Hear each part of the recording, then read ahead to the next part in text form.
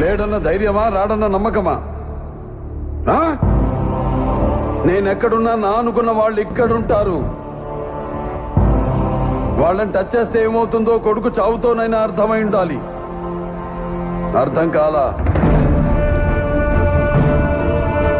ఒకడు మంచి కోరి మా వైపు అడిగేస్తే 10 అడుగులు ముందుకేస్తాం. చెడు కోరి అడుగేస్తే 100 అడుగులు ఎదురొస్తాం. ఆ అడుగు పడితే నాకు ఎమోషన్స్ ఉండవు, ఫీలింగ్స్ ఉండవు, క్యాల్కులేషన్స్ ఉండవు, మ్యానిపులేషన్స్ ఉండవు. చెప్పండి వాడికి.